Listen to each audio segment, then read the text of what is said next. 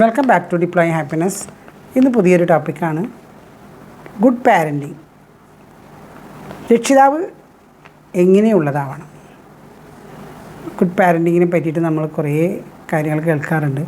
കുട്ടികളുടെ വളർച്ചയ്ക്ക് പാരൻറ്റിങ് വളരെ അത്യാവശ്യമായ കാര്യമാണ്. നല്ല പാരൻറ്റിങ്, അതായത് നല്ല രീതിയിൽ വളർത്തിക്കൊണ്ട് വന്നാലാണ് കുട്ടികൾ നല്ല രീതിയിൽ വളർന്ന് നല്ല കാര്യങ്ങളിലേക്ക് പോകുള്ളൂ. പാരൻറ്റിങ് എന്ന് വെച്ചാൽ പ്രോപ്പർ പാരൻറ്റിങ് ഇല്ലാതെ പല കുട്ടികളും പല രീതിയിലും ചീത്തയായി പോകാറുണ്ട്.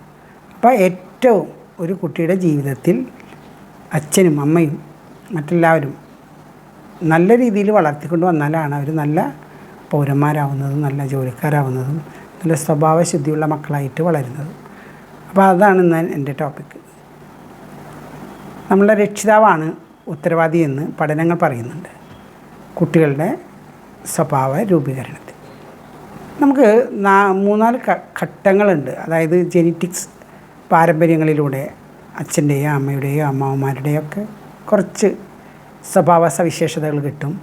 കൂടാതെ എങ്ങനെയാണ് ചൈൽഡ്ഹുഡ്, ചെറുപ്പകാലത്ത് അവർ വളരുന്നു, അതിനെ ആശ്രയിച്ചും കുറേ കാര്യങ്ങളാണ് ഡിപ്പെൻഡ് ചെയ്ത് പോകുന്നത് കുട്ടികളുടെ വളർച്ചയിലും അവരുടെ സ്വഭാവ രൂപീകരണത്തിലും. പിന്നെ അവർ സമൂഹത്തിലേക്ക് ഇറങ്ങി ചെല്ലുമ്പോൾ സമൂഹത്തിൽ നിന്നും കുറച്ച് കാര്യങ്ങൾ അവർക്ക് കിട്ടുന്നുണ്ട്. അപ്പോൾ പല തരത്തിലും പല തട്ടുകളിൽ നിന്നാണ് അവർക്കത് കിട്ടുന്നത്. ഇപ്പോൾ ജെനറ്റിക്സ് എന്നുള്ളത് നമുക്ക് ഒരു 5% അല്ലെങ്കിൽ 10% മാത്രമേ ഉള്ളൂ. അത് നമുക്ക് മാറ്റാനോ അതൊന്നും കഴിയില്ല, ആ സ്വഭാവത്തിൽ വരുന്ന വ്യത്യാസങ്ങൾ. അപ്പോൾ അത് അവിടെ നിൽക്കട്ടെ.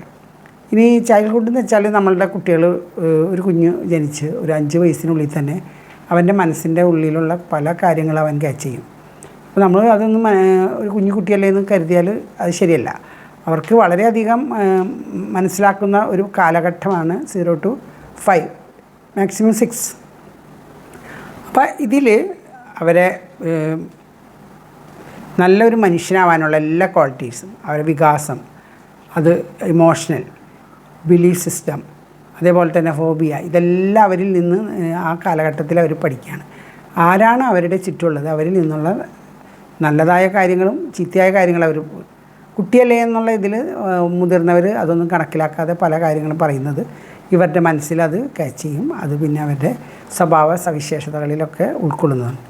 അപ്പോൾ അതുകൊണ്ട് അച്ഛനിപ്പോൾ അമ്മയോട് റൂഡായിട്ട് സംസാരിക്കുക, അല്ലെങ്കിൽ മറ്റുള്ള ആരെങ്കിലും അവിടെ എന്തെങ്കിലും ഒരു കോലാഹലം തല്ലുപിടിയൊക്കെ ഉണ്ടായാൽ ഈ കുട്ടിയുടെ മനസ്സിൽ ഇതൊക്കെ ഓർമ്മയിൽ നിൽക്കുകയാണ്.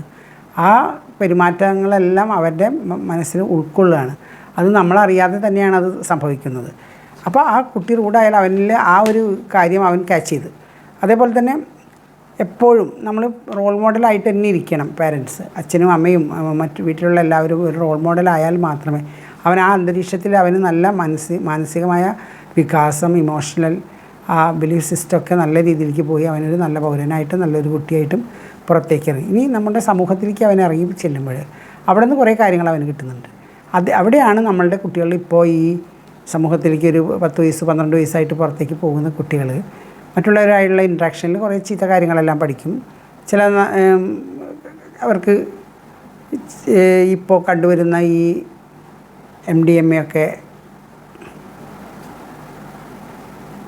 അവർ ശീലിക്കുന്നു.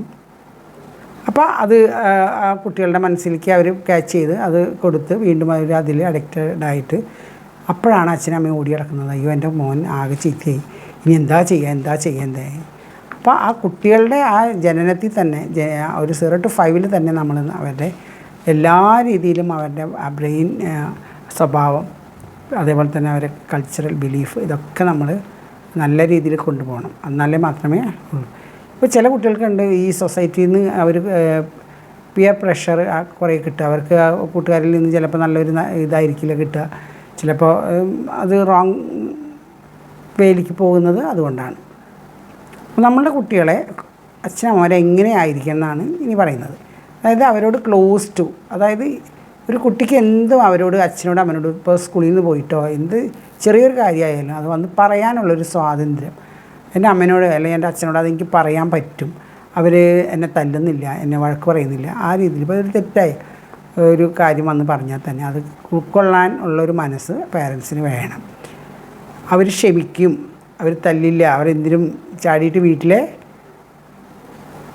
അറിയിക്കുക. അങ്ങനത്തെ ഒരു അറ്റ്മോസ്ഫിയർ. ദേഷ്യപ്പെടില്ല എന്ന് അവർക്ക് തോന്നണം, അവർ തല്ലില്ല എന്ന് തോന്നണം. അപ്പോൾ അങ്ങനെ ഒരു അന്തരീക്ഷം ഉണ്ടാക്കിയെടുത്താൽ അവർ എന്ത് വന്ന് പറയും. എന്ത് റോങ്ങായ ഒരു കാര്യം സ്കൂളിലുണ്ടായാലോ അല്ലെങ്കിൽ പുറത്തുണ്ടായാലോ അത് നേരിട്ട് വന്ന് പറയാൻ അവർക്ക് ഒരു മടിയില്ലാതെ ചെയ്യുക. അല്ലെങ്കിൽ നീ എന്തിനാണ് അങ്ങനെ പോയി, നീ എന്താണ് അങ്ങനെ ചെയ്തതെന്നൊക്കെ പറഞ്ഞ് ഷൗട്ട് ചെയ്താൽ ഒരു കാര്യങ്ങൾ അവർ നമ്മളോട് പറയില്ല, പാരൻസിനോട് പറയില്ല. അത് അവർ ഹൈഡ് ചെയ്ത് വെക്കുകയാണ് ചെയ്യുക. ഹൈഡ് ചെയ്ത് വെച്ചാൽ കുറേ നാൾ കഴിയുമ്പോൾ അത് അതിൻ്റേതായ വേസ്റ്റ് ഇതിൽ അത് പൊട്ടിത്തെറിക്കും. അപ്പോൾ നമുക്കൊരു കാര്യം, എക്സ്പീരിയൻസിൽ കൂടിയാണ് കുട്ടികൾ പഠിക്കുന്നത്. അപ്പോൾ ആ കുട്ടികളെ നമ്മൾ എല്ലാ രീതിയിലും സപ്പോർട്ട് ചെയ്യണം. ഇപ്പോൾ കുട്ടികൾ ചെറുപ്രായത്തിൽ തന്നെ നമ്മൾ എന്തെങ്കിലും അവർ വാശി പിടിച്ചിട്ട് കരയാണെന്ന് തൊട്ട് നമ്മളപ്പോൾ തന്നെ ആ വാശി പിടിച്ച് കരയുന്ന കുട്ടിക്ക് അത് വാങ്ങിക്കൊടുത്തിട്ട് എനിക്ക് വാങ്ങാൻ ഇതൊന്നും പറ്റില്ല, എൻ്റെ മോൾക്കോ അല്ലെങ്കിൽ മോന് ഇത് വാങ്ങിക്കൊടുക്കട്ടെ എന്ന് പറഞ്ഞ് നമ്മളപ്പം തന്നെ വാങ്ങിക്കൊടുക്കുക. അങ്ങനെ ചെയ്യരുത്. ചിലപ്പോൾ അത് റോങ് രീതിയിലുള്ളൊരു കളിപ്പാട്ടം തന്നെ ആണെങ്കിൽ തന്നെ, ഇപ്പോൾ ഒരു തോക്കിൻ്റെ കാര്യമായാലും നമുക്ക് വളരെ ഇതിൽ കുട്ടികൾക്ക് ഒരു അച്ഛനും അമ്മയും വാങ്ങിക്കൊടുക്കാറുണ്ട്. ഞാനൊരു അധ്യാപിക ആയതുകൊണ്ട് ഞങ്ങളുടെ അവിടെ 2-3 കൊടുങ്ങല്ലൂർ താലപ്പൊലിയൊക്കെ കഴിഞ്ഞ് വരുമ്പോൾ കുട്ടികൾ മിക്കവാറും കയ്യിലും ഈ തോക്കുണ്ടാവും. അതേപോലത്തെ കുറേ പൊട്ടാസ് അങ്ങനത്തെ കാര്യങ്ങളൊക്കെ അവർ വാങ്ങിച്ചുകൊണ്ട് വരും. അവരുടെ കയ്യിലുണ്ടാവും. അവർക്ക് അച്ഛനമ്മയോ അല്ലെങ്കിൽ അമ്മായിയോ അല്ലെങ്കിൽ അമ്മാവനോ ഒക്കെ വാങ്ങിച്ചു കൊടുക്കും. ശരിക്കും പറഞ്ഞാൽ അത് അങ്ങനത്തെ ടോയ്സ് അല്ല അവർക്ക് വേണ്ടത്. ഇപ്പോൾ ഒരു കുട്ടിയെ വായിക്കാനോ അല്ലെങ്കിൽ അതിൻ്റെ അനുസരിച്ച് അവർ വളരുന്നതിനനുസരിച്ച് വല്ല ബുക്സോ അല്ലെങ്കിൽ വല്ല മഹാന്മാരെ ബുക്സോ അതൊക്കെ വാങ്ങിക്കൊടുത്ത് അത് വായിക്കാനുള്ളൊരു ശീലമാണ് അവർക്ക് ഉണ്ടാക്കിയെടുക്കേണ്ടത്. അപ്പോൾ ഡ്രോയിങ്ങിന് ഇഷ്ടമുള്ള കുട്ടിക്ക് ഡ്രോയിങ്ങിനെ പരിപോഷിക്കുക, പാട്ടിന് ഇഷ്ടമുള്ള കുട്ടീനെ പാട്ടിലേക്ക് ഡൈവേർട്ട് ചെയ്ത് വിടുക. അപ്പോൾ അങ്ങനെയൊക്കെ ചെയ്യുമ്പോൾ അവർ മറ്റുള്ള കാര്യങ്ങളിലേക്കുള്ള ശ്രദ്ധ പോകും. അപ്പോൾ ടോയ്സൊന്നും വാങ്ങിക്കൊടുക്കണമല്ല, ആപ്റ്റായ ടോയ്സൊക്കെ കുട്ടികൾക്ക് വാങ്ങിക്കൊടുക്കണം. അല്ലെങ്കിൽ അവർക്കതൊരു വിഷമമാണ്. അപ്പം അങ്ങനത്തതൊക്കെ വാങ്ങിക്കൊടുക്കുക. ഇനി വീട്ടിലുള്ള ദേഷ്യം മുഴുവനും കുട്ടികളോട് തീർക്കുന്ന പാരൻസ് ഉണ്ട്. ഇപ്പോൾ വീട്ടിൽ ഭർത്താവായിട്ടോ അല്ലെങ്കിൽ മറ്റുള്ളവരായിട്ടോ ഒരു ക്ലാഷ് വീട്ടിലുണ്ടെങ്കിൽ അതെല്ലാം കുട്ടികൾക്ക് മേത്ത് പ്രഹരിക്കുക. അതും വളരെ തെറ്റായ ഒരു രീതിയാണ്. കാരണം അവർ വിചാരിക്കും ഒരു കാരണമില്ലാതെ തന്നെ ഇങ്ങനെ വഴക്ക് പറയുന്നത് എന്താണെന്ന് കുട്ടിക്ക് മനസ്സിലാവില്ല, അവിടെ എന്താ സംഭവിച്ചു എന്നുള്ളത്. അപ്പോൾ ഇതും വളരെയധികം നമ്മൾ ശ്രദ്ധിക്കുന്ന കാര്യങ്ങളാണ്. ഇനി ടീച്ചേഴ്സിൻ്റെ രീതിക്കാണ് പിന്നെ പോകുന്നത്. ടീച്ചേഴ്സിൽ നിന്നും കുറേ നല്ല കാര്യങ്ങൾ അവർ കിട്ടും. അറ്റ്മോസ്ഫിയറിൽ അവർ സന്തോഷവാന്മാരും ആയിരിക്കും. പഠനമുണ്ട്, പഠനത്തിൻ്റെ നിലവാരം കുറഞ്ഞ കുട്ടികൾക്ക് എക്സ്ട്രാ എന്തെങ്കിലും ട്യൂഷൻ അങ്ങനത്തെ ഒക്കെ കൊടുത്തില്ലെങ്കിൽ അച്ഛനമ്മമാർ തന്നെ അതൊന്ന് കറക്റ്റ് ചെയ്ത് കൊണ്ടുപോവുകയാണെങ്കിൽ സ്കൂളിൽ അവർക്ക് നല്ലൊരു അന്തരീക്ഷം കിട്ടും. ഓരോ ദിവസത്തെ പാഠങ്ങൾ പഠിക്കാനുള്ള ഒരു സിസ്റ്റമാറ്റിക്കായ ഒരു കാര്യം അവരിൽ ചെറുപ്പത്തിലെ തന്നെ സ്കൂളിൽ തുടങ്ങുമ്പോൾ തന്നെ നമ്മൾ അത് ഉണ്ടാക്കിയെടുക്കണം. അതേപോലെ തന്നെ നല്ല വേർഡ്സും താങ്ക് യു, അതേപോലെ തന്നെ ഗോൾഡൻ വേർഡ്സൊക്കെ ഉണ്ടല്ലോ, ക്ഷമ ചോദിക്കൽ, കൈൻഡ്നെസ്, ഇങ്ങനത്തെ നല്ല കാര്യങ്ങളും ഒക്കെ നമ്മൾ പാരൻറ്റ് ചെയ്യുകയാണെങ്കിൽ അവർക്കും ആ നല്ല ഗുണങ്ങൾ അവരുടെ ജീവിതത്തിൽ അവർക്കും കിട്ടും. അപ്പോൾ വളരെയധികം ശ്രദ്ധിക്കേണ്ട ഒരു പാരൻറ്റിങ് എന്ന് വെച്ചാൽ വളരെയധികം ശ്രദ്ധിക്കേണ്ട ഒരു കാര്യമാണ്. കുട്ടികൾ നമ്മളെക്കാളും കൂടുതൽ അവർ എല്ലാം ഒപ്പിയെടുക്കുന്ന ഒരു മനസ്സ് അവർക്കുണ്ട്. എന്ത് കാര്യം അതേപോലെ അവർ പകർത്തും. അത് അവർക്ക് ആ മെൻ്റൽ അവരെ പ്ലെയിനായി കിടക്കുന്ന ബ്രെയിനിലേക്ക് അത് ഈസി ആയിട്ട് കയറും. അപ്പോൾ അതുകൊണ്ട് ശ്രദ്ധിക്കുക. പാരൻറ്റിങ് എന്ന് വെച്ചാൽ വളരെ ഉത്തരവാദിത്തമുള്ളൊരു കാര്യമാണ്. ആ കുട്ടിയെ എങ്ങനെയാണ് വളർത്തേണ്ടത്, എങ്ങനെയാണ് അവരെ കാര്യങ്ങൾ കൊണ്ടുപോകേണ്ടതെന്ന് പ്രധാനമായിട്ട് മക്കളെ ജനിച്ചു കഴിഞ്ഞാൽ അവരെ ഒരു നല്ല റെസ്പോൺസിബിലിറ്റി അച്ഛനും അമ്മയ്ക്കും ഒരേപോലെയുണ്ട് അതിനെ വളർത്തിയെടുക്കാനും നല്ലത്. അതല്ലെങ്കിൽ അവരെ ഈ പുതിയ തലമുറക്കാർ വഴിവിട്ട് പോകുന്ന പോലെ പിന്നീട് നമ്മൾ ഖേദിക്കേണ്ടി വരും. അപ്പോൾ അതുകൊണ്ട് ഓരോ പാരൻറ്റും വളരെ കെയർഫുള്ളായിട്ട് നമ്മളെ കുട്ടികളെ